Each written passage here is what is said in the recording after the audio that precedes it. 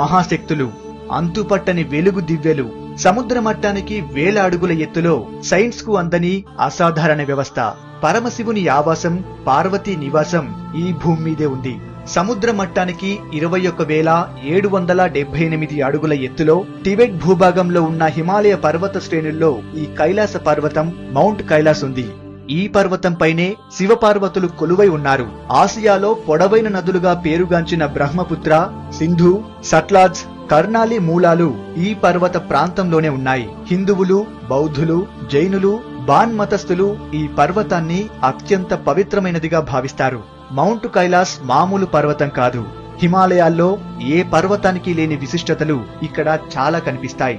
మానవ మేధస్సుకు అర్థం కాని రహస్యాలు ఎన్నో ఇక్కడ దాగున్నాయి. కైలాస పర్వతం నలువైపులా 4 రూపాల్లో ఉంటుంది. 4 రంగుల్లో ఇది దర్శనమిస్తుంది. కైలాస పర్వతానికి వెళ్లే ప్రతి భక్తునికి ఒక విచిత్రమైన అనుభూతి కలుగుతుంది. ఏదో ఒక రూపంలో ఉమాశంకరుల దర్శనం కలుగుతుందని భక్తుల నమ్మకం. హిందూ మత విశ్వాసాల ప్రకారం లయకారుడు శివుడు ఈ కైలాస పర్వత శిఖర భాగాన నివసిస్తాడు. పార్వతీ సమేతుడై నిరంతర ధ్యాన స్థితిలో ఉంటాడు. విష్ణు పురాణం ప్రకారం కైలాస పర్వతం ప్రపంచానికి పునాది వంటిది. తామర పువ్వు ఆకారంలో గల 6 పర్వత ప్రాంతాల మధ్యలో ఈ పర్వతం ఉంటుంది. కైలాసం నుంచి మొదలయ్యే 4 నదులు ప్రపంచపు 4 భాగాలకి ప్రవహించి ప్రపంచాన్ని 4 భాగాలుగా విభజిస్తున్నాయి. కైలాస పర్వత 4 ముఖాలు స్ఫటిక, బంగారం, రూబీ, నీలం రాయిలతో రూపొందించినట్లు విష్ణు పురాణం చెబుతోంది. అందుకే ఇది నలువైపులా 4 వర్ణాల్లో గోచరిస్తుంది. అంతేకాదు, కైలాస పర్వతానికి 4 రూపాలు ఉన్నాయి. ఒకవైపు సింహంగా, ఇంకోవైపు గుర్రంగా, మూడో వైపు ఏనుగుగా, 4వ వైపు నెమలిగా కనిపిస్తుంది. ఇందులో గుర్రం హయగ్రీవ రూపం కాగా, సింహం పార్వతీదేవి వాహనం, ఏనుగు విఘ్నేశ్వరుని ప్రతీక అయితే నెమలి కుమారస్వామి వాహనం. ఇవన్నీ ఈశ్వర స్వరూపానికి ప్రతీకలుగా పురాణాలు చెబుతున్నాయి. మంచు పూర్తిగా కప్పుకున్నప్పుడు పౌర్ణమి రాత్రి వెండి కొండలా మిలమిలా మెరిసే కైలాస దర్శనం అత్యద్భుతం, అమోఘం. కైలాస పర్వతాన్ని అపసవ్య దిశతో చుడతారు. దీని చుట్టుకొలత దాదాపు 52 కిలోమీటర్లు. కొంతమంది యాత్రికులు కైలాస పర్వతాన్ని ఒక్క రోజులోనే చుట్టి రావాలని నమ్ముతారు. కానీ ఇదంతా సులభం కాదు. మంచి ఆరోగ్యవంతుడై వేగంగా నడిచే వ్యక్తి ఈ 52 కిలోమీటర్ల దూరం చుట్టి రావడానికి 15 గంటల సమయం పడుతుంది. సాధారణ యాత్రికులకు 3 రోజుల సమయం పడుతుంది. ప్రపంచంలో ఎవరూ అధిరోహించని పర్వతాల్లో కైలాస పర్వతం కూడా ఒకటి. దీన్ని అధిరోహించడం ఇప్పటికీ ఎవరి వల్ల సాధ్యం కాలేదు. దీన్ని ఎవరూ ముట్టుకునేందుకు కూడా సాహసించలేదు. కొంతమంది సాధువులు సాహసించినా వారు కొంత దూరంలోనే అదృశ్యమయ్యారని చెబుతుంటారు. ఈ పర్వతాన్ని పూజించే అన్ని మతాల ప్రకారం దీని వాలులలో కాలు పెట్టడం మహాపాపం. ఈ మూఢనమ్మకాన్ని తొలగించడానికి ప్రయత్నించిన వారంతా ఆ ప్రయత్నంలోనే మరణించారని చెబుతారు. 1926లో హ్యూగ్ రటిలెడ్జ్ అనే బ్రిటిష్ సాహసికుడు చేసిన ప్రయత్నం చరిత్రలో నమోదైన తొలి ప్రయత్నం. 1936లో హ్యూబర్ట్ టిచి అనే వ్యక్తి కూడా ఈ పర్వతాన్ని అధిరోహించడానికి ప్రయత్నించాడు.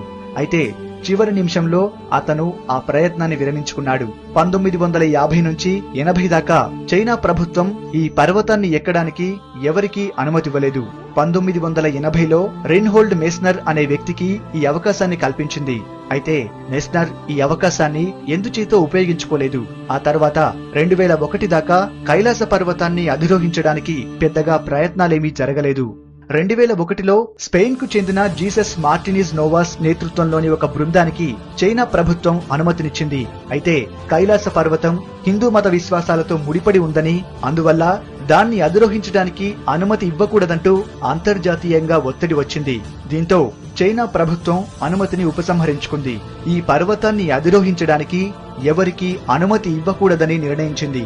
1950లో చైనీస్ సైన్యం టిబెట్ లో అడుగుపెట్టిన తరువాత చైనీస్ ఇండియన్ సరిహద్దుల్లో నెలకొన్న రాజకీయ సరిహద్దు అనిశ్చితి వల్ల శివభగవానుడి నివాసానికి చేరే తీర్థయాత్ర 1954 నుండి 1978 వరకు నిలిపివేయబడింది.